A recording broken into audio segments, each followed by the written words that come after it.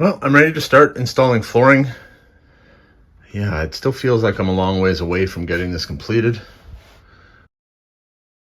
It's so many little things that just take the time right now. And I want to do those little things right so they don't come back to haunt me afterwards. And one of those things was to replace this fitting underneath the kitchen sink.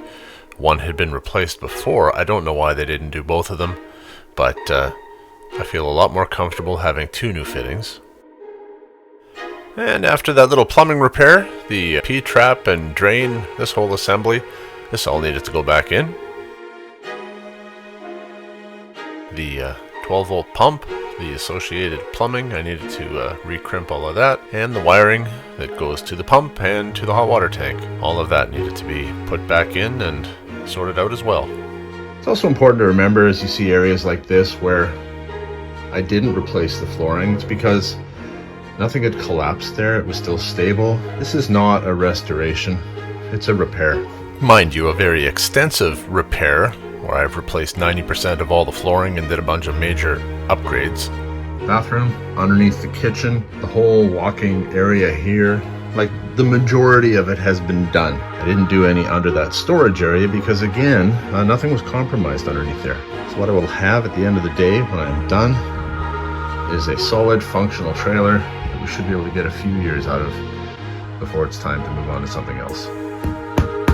For my flooring, I've chosen a luxury vinyl plank that's a rigid core. It's fairly thin and all sides interlock together, which I'm hoping will give strength to the overall floor itself. And I've decided to float it as opposed to glue it down. Well, this was fun, and here's an advantage of floating the floor as opposed to gluing it down. One, floating allows for expansion and contraction so you don't get buckling. But here's the other thing. It was just landing the way it was coming around this wall here that I couldn't get this piece in because the piece has to go in at about a 45 to engage with the other piece and then flatten out. And I couldn't do it, but then I thought, ooh, I can probably slide the whole thing back enough to get this piece in, which I did, and now I can slide the whole thing in again. It's little details around the wall like this that'll make it look that much better when all is said and done. Now, I have to say I'm pretty happy with the way this is looking. If I was installing it in a house, it would be a lot easier because there would be far less detail to worry about. What I mean is just little intricate cuts and fitting around things and trying to figure out the best way to go at it. In a trailer, with the confined space and lots of different shaped obstacles, it's a challenge. I had to pull back that piece of trim to be able to drop it down in place, but that's not bad.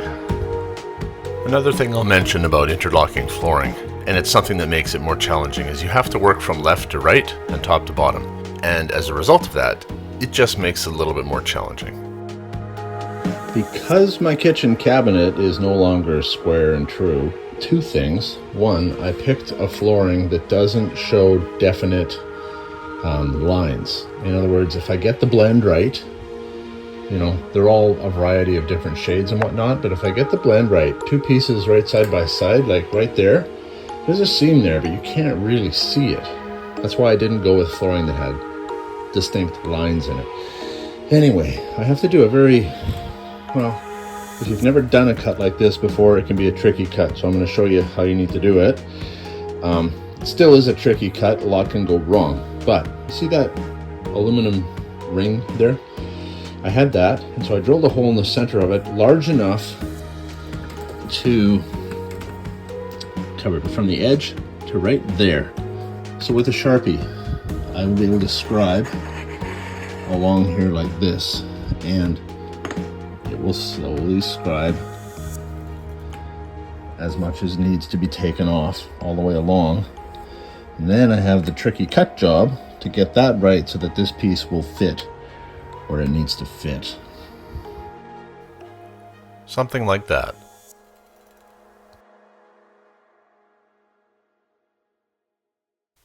And finally, here we are. The finished floor before I start bringing components back into the trailer and reinstalling them. Well, almost. last piece.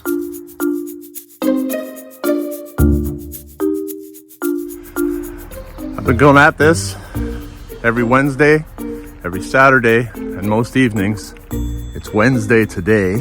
We leave in 2 days on our first camping trip. The floor is in.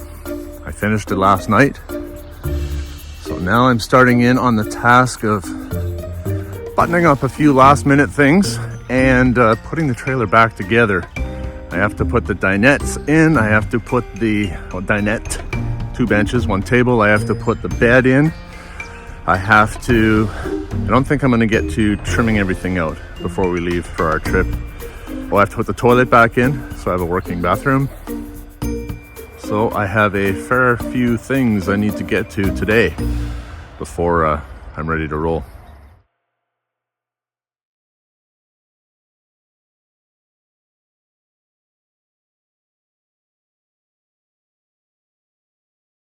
Well, I'd have to say that our first camping trip was a success. I still have a few things left to do. I wanted to comment on the flooring, though. I'm not happy with the flooring. It looks good, but if I had to do it over again, I would say that this type of flooring, and it's a luxury vinyl plank that interlocks together on the sides and on the ends. It clicks together. It's a fairly thin gauge, although it has a rigid core. It's 100% waterproof, blah, blah, blah. All the things that you're looking for. It has really good... On paper, it has all the attributes that you need for a floor. I would use it again if I was installing it over say a 5/8 thick substrate. I have 3/8. And while 3/8 is fine for a trailer floor, and it's lighter than 5/8, and it's certainly strong enough to walk on, there is a slight little bit of deflection when you step on it. As such, depending on where that deflection happens, because there's no deflection over a joist, but in between a joist there is. And if you have the boards where the planks butt together, if there's a little bit of that deflection happening right where a seam is, I'm seeing a little bit of end movement in the seams, and I'm not happy about that. Had I gone with sheet vinyl flooring, that wouldn't be an issue. Had I used 5/8 plywood, that wouldn't be an issue, but I couldn't use 5/8 plywood in this instance because what that would do is change the relationship with everything between all the cabinets and the walls and everything else like that. I wanted to maintain my same height, so I didn't have to mess around with all that stuff. I'll show you what I'm doing. I don't know if it'll work or not. I hope it does. Now, for the most part, where I've got a seam butting together, you can't even feel that there's a seam there. It's a really nice join, and yeah, it's staying together the way it needs to. But as I was saying, there are a couple of other spots where there's a little bit of movement happening at the ends, and they just won't lock together, or they'll lock together but it'll pop back out again if you step in a certain spot and the things deflect a certain way. So what I'm going to try and do, and I don't know if this will be successful, I've taped the seams like this, and I've taken my knife and I've made a cut along here, and I am going to run a bead of crazy glue along there to try and get that down into the joint, tap it down into place so it's interlocked fully, and then hopefully the glue will fuse the ends together in such a way that there won't be movement anymore. Don't know if it'll work. I'm gonna give it a try. The reason I'm taping it as opposed to just running glue along the seam is because I don't want to mess on the surface. So I'm trying to mitigate that as best as possible. Yep. I've also done a few other things on the trailer. Let me show you what those are. One of the things I have done is put a grab handle on here. I took the little old crusty looking handle off and I put this handle on. It just provides a handrail for stability while walking up the stairs as opposed to grabbing the handle and pulling yourself up into the trailer. I've also added a couple of drop-down legs onto this stair. Although one could make the argument that I actually wasn't qualified to install it. Completely adjustable. It'll adapt to the height of wherever it is you're sitting and the contour of the ground, and it just adds a little bit more strength to that first step, so there'll be no flexion. What else did I do? I changed the storage door retention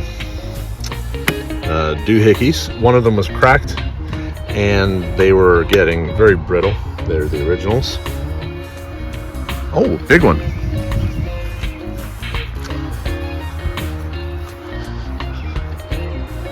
Rear camera, right up there. It works amazing.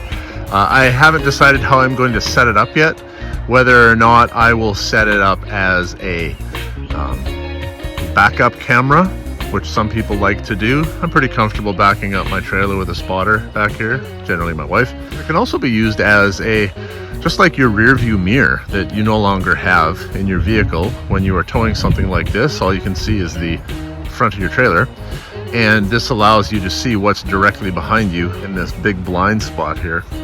And the way I have it currently set up, because I haven't had it out on the road, I don't know what I'm going to prefer yet. So I've just got it set up to kind of do a bit of both. Bottom of the screen is 3 feet.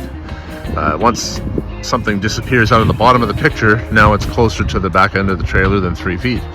And the very top of the screen, I measured it out, is 40 feet away. It might look weird as a rear view mirror type of an image when I'm driving set like that, and I may actually want to take that camera and turn it up a little bit to give me just a longer view going backwards. Who knows? Time will tell. And I haven't decided where I'm going to permanently mount it in my vehicle yet. The manufacturer of the camera, or the distributor, actually contacted me after I bought it, asked me if I wanted a windshield mount, and I said, yeah, sure, I'd love to try that out. In that way, then I won't have to permanently mount it to my dash, and it also gives me the ability to move it around if I want to. So we'll see. It's a good way of at least testing it out on our next big camping trip, which will be 4 weeks from now. We are heading to the Oregon coast, and we are going to drive. I live in British Columbia, right near the border. We're going to cross the border and head down almost to the Oregon-California border, hit the coast, and work our way back. It's going to be a beautiful camping trip. I know it already, and I'm really looking forward to it. Oh, one other thing I did as well is just this little guy here. I needed a new exterior vent, where the vent hood above the stove vents to the exterior. The old one was cracked and broken, so I just needed to replace that as well. Before we hit the road, another thing that I want to do is paint up all those weld spots that I did on the frame. So I'll probably just end up repainting the whole frame underneath. I don't want any bare metal. I want to clean those up. I want to do my wheel bearings before I head out. Need to put my dinette table back in. I need to finish up some caulking and trim work inside. But again, those are things that the caulking and trim work, the trailer is fully usable without doing that. So those are a little lower on the priority list. Things like wheel bearings and getting the dinette table back in. And oh, my propane. Yeah, I need to hook up my cooker hooker. So where I removed that propane infrared heater, that propane line will become the gas supply feed for my Quick Connect. Something else I need to sort out is I have a water leak coming in at that storage compartment there. At first I thought it was the seal, because the seals around these doors are quite old, but it's not. The seal is actually in better shape than the other baggage doors, storage compartment doors, and there's no water leaking in those. Besides the fact that any water that gets past the door, it just ends up here and dribbling down the front. It doesn't make it in, but the floor is getting wet in here, and I am not sure where that's coming from. If you've watched any recent episodes from my facilities maintenance end of things, you'll know that we've had a lot of rain recently, and yeah, everything was completely dry on the trailer, but now it's wet again inside that storage compartment back there. This one is fine. Let's use this new little hooker doodle there. This is all fine. It's all perfectly dry down here. And these seals are in no better shape than those ones down there. So it's not the seal, it's something else. It could simply be related also to resealing around things like marker lights and whatnot. I've redone the whole roof. I did that last summer, so I know it's not the roof. And I will go back up there again and do some inspecting there and double check. But yeah, it's not coming from the roof. It could very easily be coming from something like, you know, a marker light, because, you know, who knows when the last time those were done. The trailer is still fairly new to me, and I haven't gone around and resealed all the lights and whatnot. And so who knows, I could find something behind one of the lenses that might be a bit of a giveaway, a clue. Yeah, okay, so I think I might have found the issue here. There is a forest growing inside of this lens. So obviously this back corner of the rig gets a lot of water when it rains. So water clearly gets inside the lens. This is ridiculous. Look at that, it's like a little mini forest in there. You expect to see tiny little woodland creatures. Fortunately, there's not. But yeah, so any water that gets in here, inside here, and look, you can see where water's been running down here. It's gonna go straight through that hole right there. That's kind of a dumb setup. This isn't even a waterproof seal. It was never meant to be. So any water that gets in behind the lens itself can easily get into here. It's not just that. So if we pick away this, look at that gap right there. So it was sealed here, and it's sealed down here, but there's an open gap right in behind there. I do believe I found the main source of water ingress for this storage compartment back here. So if nothing else, that highlights the importance of regular maintenance on an RV.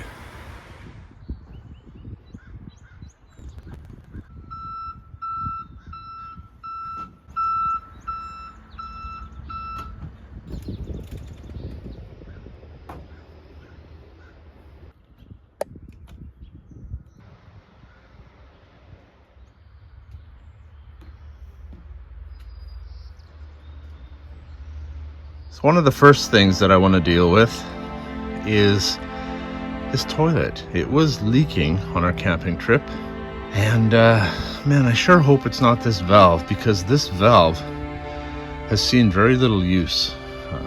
I replaced this last year. I'm hoping that this is cross-threaded, which is why I removed it at the bottom end.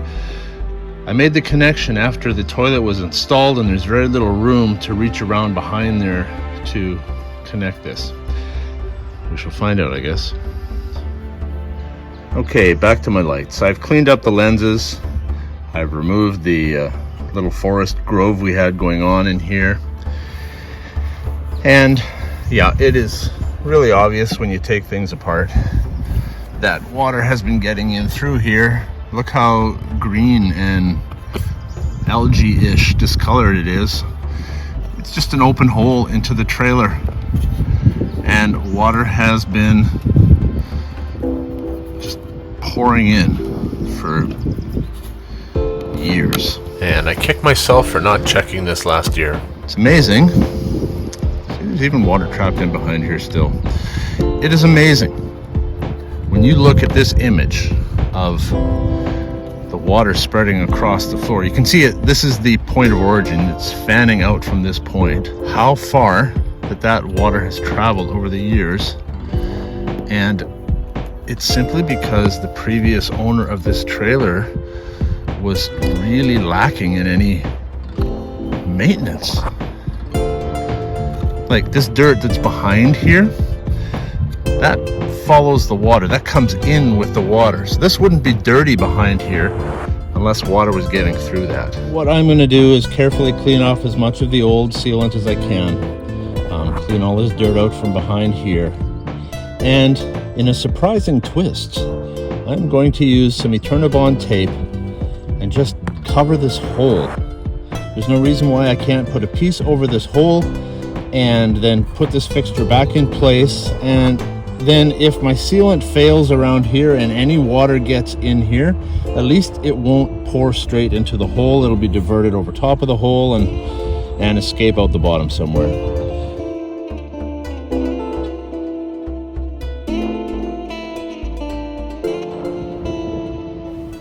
And now what I'm doing is just filling all the old screw holes with sealant so that water can't get past the screws and into the wall that way. Applying my piece of Eternabond flashing, I guess if you want to call it that, over the open hole. And I've applied a heavy bead of sealant around the base of the light, and I'm just placing that here.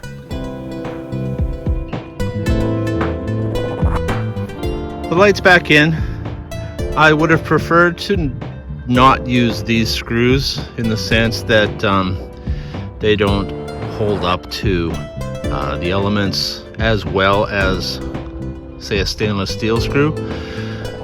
They are zinc coated, but I needed something that was going to be oversized compared to what came out of there so that this would mount tightly as it needed to do.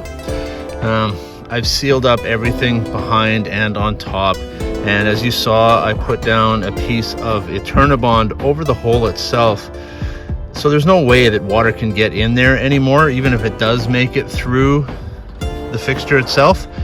Having said that, I also ran a clear small bead just over the eyebrow here, just over the top, so that when I pop the lens back on, water can't run down from the top and anything on the sides will just shed off. I didn't do that all the way around. I left it open. Theory being that a little bit of air movement in there will allow for evaporation should any moisture get in there. This doesn't come with a gasket around it anyway. It's never intended to be sealed, but I think this is better than not having a seal at all, because then water can't run down in there and create another forest grove.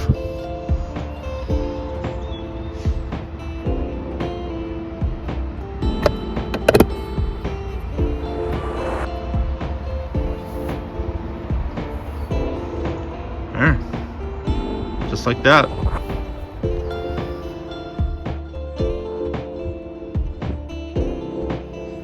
Okay, what next? I think I might put this dinette table back in. Toilet's back in.